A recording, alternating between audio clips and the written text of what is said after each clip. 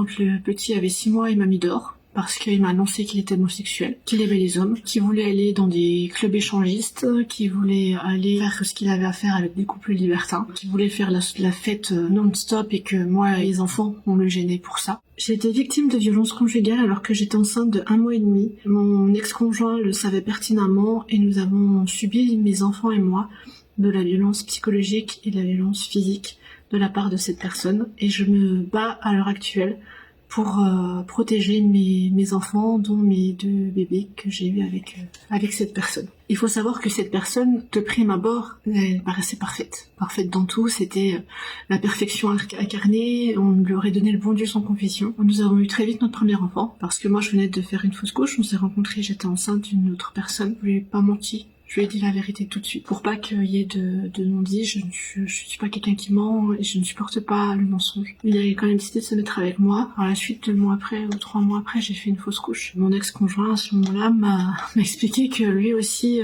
aurait dû être papa, qu'il comprenait ma douleur, que son ex-conjointe avait tué son bébé, qu'elle avait fait passer ça pour un accident, la mort subite du nourrisson, et que c'était son rêve d'être papa. Moi, qui venais de faire une fausse couche, j'ai dit bon bah si t'es d'accord, si toi aussi tu veux un enfant. Il y avait rien qui nous empêchait à ce moment-là, on était heureux dans notre couple. J'avais mon boulot, il avait son boulot, j'avais mon appart, il avait sa maison qui était en train de rénover, donc voilà, je veux dire, on était pas mal. Et il faut savoir que cette histoire de bébé mort est une histoire inventée de toutes pièces. Et en fait, jamais j'aurais pu m'imaginer qu'une personne sensée, une personne stable, puisse mentir sur un sujet aussi douloureux. Mon ex-conjoint a inventé ça de toutes pièces et j'ai découvert que ce n'était qu'un tissu de mensonge. Et d'ailleurs, il a reporté ce mensonge à ses conjointes qu'il a eues après moi. Donc pendant notre relation, j'ai été trompée, j'ai été humiliée, il m'a menti un nombre incalculable de fois, même quand notre enfant est né. Notre premier enfant, quand le petit avait 6 mois, il m'a mis dehors parce qu'il m'a annoncé qu'il était homosexuel, qu'il aimait les hommes, qu'il voulait aller dans des clubs échangistes, qu'il voulait aller faire ce qu'il avait à faire avec des couples libertins, qu'il voulait faire la fête non-stop et que moi et mes enfants, on le gênait pour ça. Dans la foulée, effectivement, j'ai découvert des messages, j'ai découvert que oui, en fait, il avait eu des relations avec des hommes. Il a lancé à la tête de mes parents quand ils sont venus me chercher. De toute façon, j'ai jamais aimé les femmes. Mes parents qui sont assez âgés, on peut s'imaginer la réaction qu'ils ont eue quand cette personne leur a balancé ça à la figure. Ils sont assez vieux jeu. C'était inconcevable. Ils ont été abasourdis, mes parents, quand ils ont entendu tout ce que cette personne leur a lancé à la figure. Et du coup, donc il a fait sa vie tranquillement, il nous a laissé tranquilles pendant 2 mois, le temps de faire les fêtes de Noël, de faire la fiesta comme il avait prévu. Au début d'année suivante, il est venu chez mes parents en pleurant, en regrettant, en se mettant à genoux devant moi, en disant qu'il avait fait une connerie, qu'il regrettait tout ce qu'il avait fait, qu'il allait bloquer toutes les personnes néfastes de sa vie pour être avec moi et les enfants. Il l'a fait devant moi, il a pris son téléphone, il a bloqué toutes les personnes voilà, que j'avais découvert avec ce qu'il avait fait avec. Et elle m'a dit, t'es la femme de ma vie, je veux élever un autre fils ensemble. Et puis moi, j'étais sous son emprise complet. Donc il savait comment me prendre par les sentiments pour me faire revenir à la maison, malgré les mensonges qu'il m'avait racontés, malgré le fait qu'il m'ait dit qu'il aimait les hommes. Et j'ai accepté de rentrer à la maison. Mais par contre, j'ai mis des conditions. Je voulais plus de cachotterie, plus de mensonges, plus de tromperie. Parce que j'avais appris qu'il m'avait trompé quand même pas mal de fois, et qu'il n'avait pas le droit à un écart, sinon c'était terminé. Et par contre, j'ai appris par la suite qu'une personne qui trompera toujours. Et j'ai découvert que de toute façon, c'est son schéma. Il a eu le même schéma avec moi, qu'avec son ex-conjointe, qu'avec son ex-ex-conjointe, et qu'avec les conjointes qu'il a eu après moi. C'est un schéma répétitif, c'est toujours le même. Donc à un moment donné, on m'a tout mis sur le dos, on m'a dit que c'était moi la coupable, et je l'ai cru. Mais quand visiblement la même histoire est répétée 1 fois, 2 fois, 3 fois, 4 fois, 5 fois, 6 fois, en fait, on est en droit de se dire, mais en fait le problème ça vient pas de nous, mais d'une seule personne, et c'est mon ex-conjoint. Enfin bref. Et du coup, donc on vit plutôt pas mal jusqu'à avril.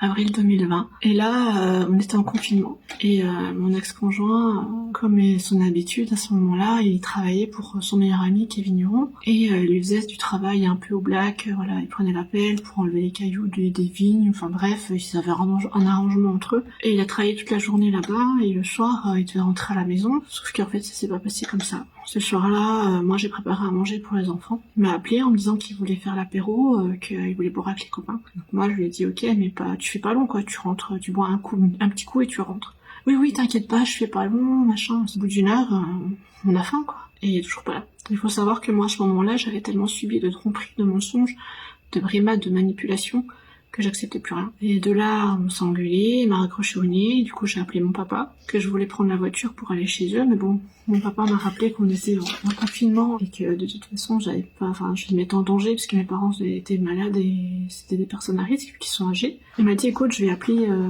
monsieur et je vais lui dire qu'il met tout en danger sa famille et qu'il faut qu'il rentre à la maison. Et du coup, mon ex-conjoint rentre à la maison, donc il était énervé. Forcément, parce qu'il a pas pu rester avec ses copains. Donc il arrive avec son meilleur ami, on se dispute, moi j'envoie la figure à son meilleur ami que j'ai trop accepté par amour. Il dit oui, faut vous séparer. J'ai dit oui, mais j'y pense, ça s'est séparé. Et là j'ai dit de toute façon il n'y a plus d'amour. Vu comme il agit, il n'y a plus d'amour. Il n'y a même pas eu d'amour, enfin je suis même pas sûre qu'il y ait de l'amour un jour. Et là, il balance à son meilleur ami que je suis enceinte, que j'attends notre deuxième enfant. Il annonce ça de but en blanc. Moi, j'étais pas forcément ravie parce qu'on voulait attendre les 3 mois du petit pour annoncer que j'étais enceinte. La seule personne à qui on l'a dit, c'était mon grand, mon fils de 11 ans, qui était dans sa chambre à ce moment-là. On s'énerve et son meilleur ami part. Moi, je tenais notre fils dans les bras. Il me le prend, limite, il me l'arrache les bras. Et là, en fait, tout est allé très vite. Il m'a pris à la gorge et il m'a poussé dans le canapé. Et là en fait il s'en s'est suivi une pluie de coups. Il m'a frappé coup de pied, coup de main, coup de poing et bien localisé aussi dans le ventre. J'ai eu le seul réflexe que j'ai eu, c'est de me mettre en boule pour protéger mon bébé. Il sort, il va donner notre fils à quelqu'un et il revient. Et là, deuxième session de coup de poing, coup de pied, ça pleut et j'attends qu'une chose, c'est que ça se termine. C'est des minutes qui me paraissent des heures et je sais pas quoi faire. Je sais juste me mettre en boule parce que j'aurais pu me défendre effectivement parce que j'ai fait du sport de combat et je m'étais juré que personne ne lèverait la main sur moi un jour. J'ai eu peur de me défendre alors que j'aurais pu très largement me défendre, mais j'ai eu peur. J'ai eu peur que qu'en me défendant, je fasse du mal à mon fils. Alors là, le seul réflexe que j'ai eu, c'est de me mettre en boule. Et de là, il y a quelqu'un d'autre qui arrive dans la maison, qui ceinture mon ex-conjoint, qui lui dit « Arrête, tu vas le regretter ». Il sort, et moi, j'entends mon fils de 11 ans qui hurle à la mort dans sa chambre, à l'étage. Parce que bien sûr, il a tout vu, il a tout entendu. Donc je cours pour aller le rassurer, et je monte dans la chambre, et je dis à mon fils, je dis « Non, t'inquiète pas, maman va bien. Maman va bien, regarde, j'ai pas mal. C'est pas grave. » Et j'essaie de le calmer parce qu'il pleurait à chaudes larmes, il hurlait, il a eu peur. Il a eu peur pour moi. Et je m'en voudrais tout le temps de lui avoir fait subir ça. Et à l'heure d'aujourd'hui, encore aujourd'hui, il se sent coupable.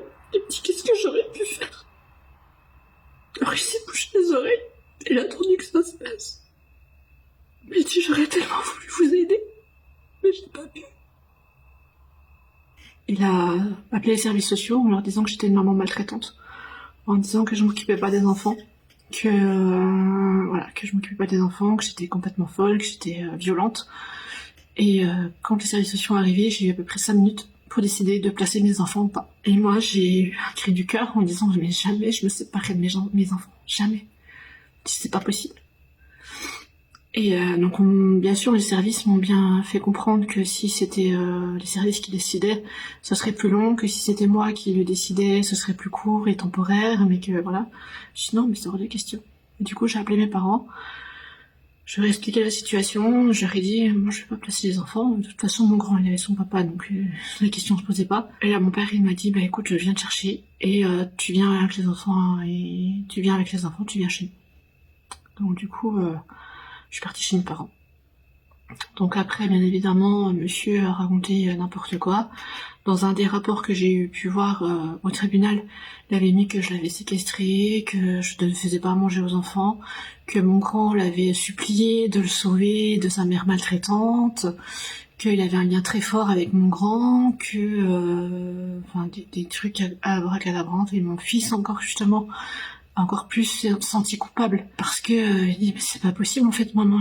Elle me dit je comprends pas pourquoi tu te bats en fait, pourquoi c'est à toi de te battre pour démontrer la vérité alors qu'en fait t'as rien fait, t'as pas menti, c'est comme ça là. C'est comme ça chérie. Et mon fils n'avait pas été entendu encore à ce moment-là, donc personne n'a pu savoir que c'était des mensonges montés de toutes pièces. Il a fallu que je change de département pour avoir des autres personnes qui ont rouvert le dossier. Là, ils se sont rendus compte que finalement, en fait, oui, le problème n'était pas du tout de moi. Et donc, je suis passée en jugement pour notre premier enfant. Donc, un jugement qui s'est très bien passé. Un juge qui a été impartial. C'est-à-dire qu'il s'est ni mis du côté de moi, la maman, ni du côté du papa. Il s'est mis du côté de l'enfant en regardant ce qui était le mieux pour lui. Donc, suite à ça, je suis passée en jugement pour le droit de garde de mon deuxième enfant. Et justement, pour ce deuxième jugement, c'est marqué noir sur blanc que en gros, je suis une fille de joie et que j'ai fait obstruction aux droits parentaux de monsieur et que les violences conjugales invoquées, donc c'est ça le pire, les violences conjugales invoquées sont irrecevables dans le sens où les faits auraient été produits, donc on fait de la supposition, c'est pas sûr, avant l'arrivée du dernier et que ce ne sont que mes déclarations. Alors que j'étais enceinte de 1 mois et demi. Tout va bien, la justice française, c'est super. Quand j'ai raconté le jugement aux personnes qui m'ont suivi, à d'autres personnes qui travaillent également à la petite enfance, qui travaillent dans le milieu de la justice, et tout le monde a été abasourdi de ce jugement. Parce que, au vu du dossier, la mise en danger des enfants par monsieur, tout le monde m'a dit mais c'est n'importe quoi. Je comprends pas comment un juge censé peut mettre ça noir sur blanc dans un jugement, c'est incompréhensible. Et je me bats aujourd'hui en fait pour protéger mes enfants parce que je sais pertinemment qu'ils sont en danger et je peux rien faire, juste à faire entendre mon histoire. Et surtout si je peux aider des personnes, j'en ai aidé plusieurs qui sont venus me demander conseil parce que j'ai essayé de donner un peu de visibilité à notre histoire parce que je trouve que c'est inadmissible de devoir se battre pour prouver son innocence. Je me suis battue pendant 2 ans quand même pour montrer patte blanche et prouver que le menteur c'était pas moi, que tout ce qu'il avait raconté c'était que des mensonges et j'ai pu apporter les preuves. Hein. Et je pense, et il n'y a pas que moi qui le pense, parce que c'est les conclusions des psychologues, des assistantes sociales, des infirmières, des médecins qui m'ont suivi et qui nous suivent encore. Une personne comme mon ex-conjoint, donc menteur manipulateur, pervers narcissique, qui ment comme il respire, qui est capable de mentir sur des sujets aussi graves que la perte d'un enfant, qui boit, qui se drogue, qui sait pas trop s'il est hétéro ou homosexuel, qui demande à faire des enfants à toutes ses conjointes, parce qu'on a été toutes dans le même bateau. Quelqu'un qui se défenestre, c'est pas quelqu'un de stable pour des enfants, et n'importe qui de sensé le dira. J'espère un jour que il y ait du changement au niveau de certaines choses. Et je pense que je comprendrai toujours pas comment sur un même dossier, les mêmes preuves, la même affaire, 2 juges donnent un jugement complètement opposé à l'autre. Quand dans un, on me dit pas de conciliation, pas de médiation possible, les faits sont trop graves, et qu'à l'autre, on m'a jugée comme une fille de joie, comme quelqu'un qui avait simulé des violences conjugales. Comment en fait on peut être si différent dans un jugement alors que c'est la même affaire. Battez-vous. Parce que vos enfants, ils méritent mais tellement de se battre pour eux, de les protéger, de tout faire ce qui est le meilleur pour eux. Battez-vous, croyez en vous et même si la justice est contre vous, continuez de vous battre. Parce que vous pourrez un jour dire à vos enfants, leur expliquer ce que vous avez fait, pourquoi vous l'avez fait. Et je pense qu'ils comprendront.